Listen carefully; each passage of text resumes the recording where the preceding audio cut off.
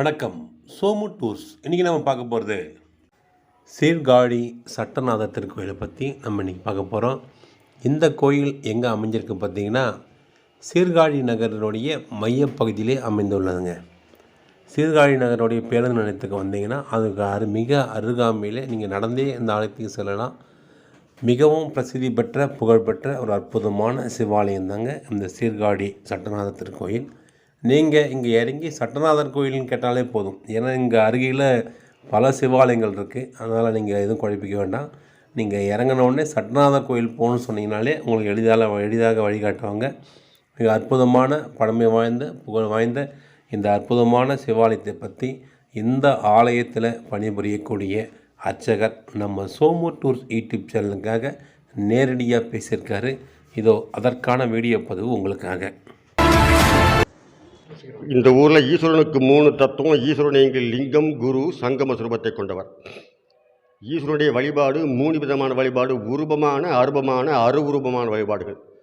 உருவமாக சுவாமி உமாமகேஸ்வரர், அருவுருவமாக பிரம்மபுரீஸ்வரர், அருபமாக சுவாமிக்கு ஆனந்த பைரவர். இந்த ஊருக்கு மட்டும் 12 பேர். பிரம்மபுரம், வேணுபுரம், புகழி, காளி, வெண்குரு, தோணிபுரம், கழுமலம், செண்பகை, பூந்தராய், சிரபுரம் 12 பேர். இது திருஞான சம்பந்தர் காலத்து. திருஞான சம்பந்தர் காலத்துக்கு முன்னாடி இந்த க்ஷேத்திரம் உண்டு. அப்போ இந்த க்ஷேத்திரத்துக்கு பல பேர்கள். சங்கமநிதிபுரம், பதுமநிதிபுரம், பராசர க்ஷேத்திரம், மூலாதார க்ஷேத்திரம், ஆதி விடங்க க்ஷேத்திரம், சோமாஸ்கந்தர் க்ஷேத்திரம், ஆதி மகன க்ஷேத்திரம், வடக க்ஷேத்திரம் பல பேர்கள். இந்த மூர்த்தி பிரம்மனால ஸ்தாபித்து பிரம்மனால பூஜை செய்து பிரம்மாவுக்காக ஈஸ்வரன் படைக்கும் தொழில் தன்மையால் சுவாமி பிரம்மபுரீஸ்வரர் சுவாமி சுயம்பு தினமும் 6 காலங்கள் பூஜைகள், ஹோமங்கள், அபிஷேகங்கள். சுவாமிங்க மூலத்தானம். சுவாமி சுயம்புங்களாம் சுவாமிக்கு எப்போவுமே வெள்ளி கவச்சம். இதுக்கு மேலே ஒரு 54 படி சிவன் பார்வதி முழு சுரூபமாக உருவ வழிபாடாக கைலாச காட்சி. பிரளய காலத்தில் உலகமே அழிஞ்ச போது ஈஸ்வரனை சிவன் பார்வதியாக ஓம்ங்கிற பிரணவத்தை தோணியா அமைச்சு நிம்மதிக்கு தங்கி அம்பிகைக்கு முதல்ல ஈஸ்வரன் ஞான உபதேசங்கள் சொல்லிக்கொண்டு பிரம்மன், விஷ்ணு, சரஸ்வதி, மகாலட்சுமி தேவர்கள் மகர்ஷிகளால் வெண்சாமரங்கள் வீசப்பட்டு திருஞான சம்பந்தருக்கும் சிவபாதருக்கும் நமக்கும் காட்சிகள் கொடுத்து கையில் மான்மொழி ஏதுமில்லாமல் ஆதிசுரூபமாக, ஆதி யோகியாக, ஆதி விடங்கனாக, முப்பெரும் தேவர் முப்பெரும் தேவியராக ஒரே முகம், ஏக முகம், வேதகரங்கள். வேதத்தை சொல்லியிருக்கார் அம்பாளுக்கு வேதகரங்கள். சுவாமி பிரம்மாண்டமாக இருக்காராம். கையில் உள்ள 2 முத்திரை கத்திரி முத்திரை. ஏன்னா சுவாமிக்கு இங்கே 4 கை.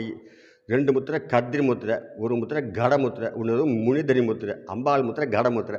வேதத்தை அம்பாளுக்கு உபதேசம் பண்ணும்போது சுவாமி அம்பாள் கடப்படியாக பிடிச்சிக்கலாம், நண்டு பிடி மாதிரி பிடிச்சிக்கலாம். கட அபக ஏகமுக வேதகர வித்துமணி பாங்கம் கத்திரி முனி தனி கட அபக சதுஸ்கம் லம்பத வாமகுனி பாதயுகமிகம் பிரணவுகசிக உமகசக தேவம்.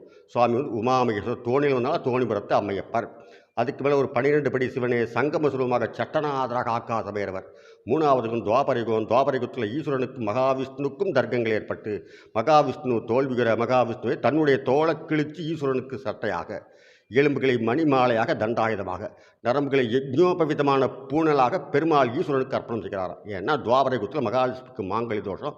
இந்த மாங்கலி தோஷ காரணத்தால் தேவர்கள் மகரிஷிலாம் கணக்கு போட்டு எம்பெருமான்ட்ட வேண்டிக்கிறார். அப்போ எம்பெருமான் சாட்சாத் பைரவஸ்வரூபுக்குள்ள மகாலட்சுமி மாங்கல்ய பிச்சை கேட்டு ஓடி வர ஈஸ்வரன் மகாலட்சுமிக்கு மாங்கல்ய பிச்சை தர, அதே சமயத்தில் மகாவிஷ்ணுக்கு அசிரீரி ஏற்பட எல்லாமே சிவார்ப்பண தத்துவத்துக்காக தன்னுடைய தோளை கிழித்து ஈஸ்வரனுக்கு சட்டையாக விபுஞ்ச துவிநேத்திரஞ்ச பிருத்தபிங்க ஜடாதரம் ஸ்வேதவர்ண கிருபாமூர்த்திம் குண்டலம் கர்ணபூஷணம் மணிமாலா விபூஷஞ்ச கடிசூத்ரஞ்சதாரிணம் பூஷணஞ்ச மிருகமதம் தேவம் விஷ்ணு கஞ்சுகதாரணம் தட்சிணாயுமுகம் தேவம் ஆபதோத்தாரணம் பஜாமியம்.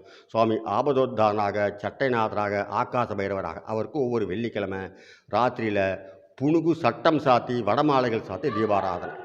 சுவாமி தெற்கு பக்கத்தில் பார்த்துட்டு இருப்பார். யமதர்மராஜாவுக்கு சுவாமி இங்கே குரு. சுவாமி இங்கே ஆகாசமூர்த்தியாக லிங்கம், குரு, சங்கமம். ஆகாசமூர்த்தியாக ஆகாச பைரவராக இருக்கார். இங்கே சுக்கிரவார பூஜைகள் விசேஷம். இங்கே சுக்கிரவார பூஜையில் ராத்திரியில் முன்னாடி 12 மணிக்கெலாம் பண்ணிகிட்டு இருந்தோம். 10 மணிலேருந்து ஆரம்பித்து 12 மணி 1 மணி ஆகும். இப்போ இந்த கொரோனா டைமில் ஆடுறதுனால கொஞ்சம் சீக்கிரமே ஆரம்பிச்சிடுறோம். வெள்ளிக்கிழமை சுக்கிரவார பூஜை ரொம்ப விசேஷமான பூஜைகள். இங்கே உலகத்திலேயே ராத்திரி அர்த்தஜாமங்களாகி ஒரு பூஜை நடக்கிறதுனா சீர்காழியில் மட்டும்தான். சீர்காழியில் அந்த அட்டஜாம பூஜை முடிஞ்ச பின்னாடி சுவாமி சட்டநாதருக்கு புணுகு சட்டம் சாத்துற பின்னாடி அதுக்கப்புறம் பள்ளியற பூஜையும் வடுக பூஜையும்.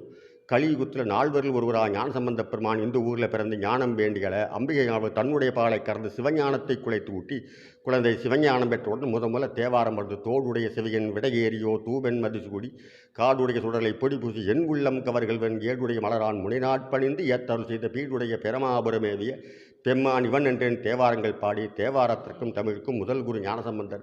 அவர் பிறந்த இடம், அவருக்கு ஞானம் கிடச்ச இடம். ஞானப்பால் கொடுத்து இந்த குளத்தங்கரையில் ஆற்று பக்கத்தில் அங்கே தான் அவங்க அப்பா வந்து குளிக்கும்போது குச்சி வச்சு கிடைக்கிற. அப்போ குழந்தை கேட்குறது யார்கிட்ட பால் கொடுத்தா அப்பா கேட்குற. அப்புறம் மேலே கையை காப்ப சுவாமி ஞானசம்பந்தர் மேலே கை சவ்யே தர்ஜனி தீர்க்கயா சிவகரம் வாமே பகஸ்பாத்திரகம் நிர்வாணம் சுசுமம் புஜத்தபதம் புத்த பிரபித்வம் சகம் நானா திராவிட சத்கவிம் சத்குரும் ஞானசம்பந்தம் பஜாமிகம். திருஞான சம்பந்தர் தமிழுக்கு முதல் குரு. இந்த இடத்துக்கு வந்தால் எல்லாருக்கும் ஞானங்கள் கிடைக்கும், நிம்மதி உண்டு, தீர்க்கமான உயிர் பிச்சையும் மாங்கல்ய பிச்சை உண்டு என்பது ஐதீக வேத வரலாறுகள். நமஸ்காரம்.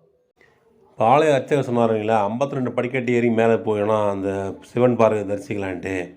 அதுக்காக பார்த்தீங்கன்னா 5 ரூபா டிக்கெட் வாங்கணுங்க. கோயிலோட பேக் சைடில் பாருங்கள், 5 ரூபா டிக்கெட் வாங்கி இந்த படிக்கட்டு வழியாக மேலே போகணும். 52 படிக்கட்டு ஏறுனா சிவன் பார்வதி தரிசனம் பண்ணலாம். அதுக்கு மேலே சில படிக்கட்டு ஏறுனா சட்டநாதரை நம்ம தரிசனம் பண்ணலாம். இப்போ அதற்கான பிரத்யேக காட்சி உங்களுக்கு காட்டுறோம் பாருங்கள். இங்கே பாருங்கள், ஃபஸ்ட்டு நம்ம ஏறுறோம். இந்த முதல் சிவன் பார்வதி பார்க்கறதுக்கு ஏறுறோம்.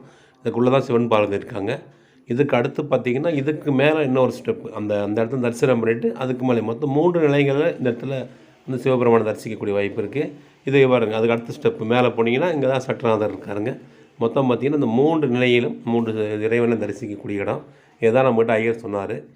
தரிசனம் பண்ணிட்டு நம்ம கீழே அப்படியே இறங்கலாம். இது வந்து கோயிலோடைய பேக் சைடில் இருக்குங்க. ஓகேங்களா? கோயிலில் இங்கே சுற்றி வளம் வரும்போது பின்புறத்தில் பார்த்திங்கன்னா அங்கே போட்டிருப்பாங்க, போர்டு போட்டு டிக்கெட் 5 ரூபான்னு போட்டிருப்பாங்க. 5 ரூபா கட்டணம் வாங்கிட்டு மேலே போகணும். அப்படியே கோயிலுக்கு வெளியே வந்துட்டு சிவாலயம் முடிச்சு நம்ம அம்பாள் சன்னதிக்காக வெளிப்புறம் வந்தோம்னா, அம்மன் சன்னதி நோக்கி நம்ம அப்படியே நடந்தோம்னா அப்படியே பார்த்திங்கன்னா அந்த நம்ம கோயிலுக்கு வெளிப்புறத்தில் திருஞான சம்பந்தருக்கு நாணப்பால் கொடுத்த, திருஞான சம்பந்தர் பிறந்த ஊர் இந்த ஊர் தாங்க.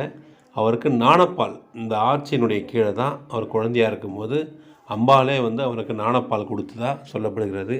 அந்த அற்புதமான இடத்த தான் நம்ம பார்த்துட்ருக்கோம்.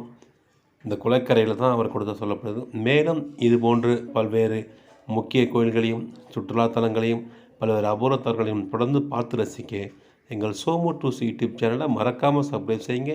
நன்றி, வணக்கம்.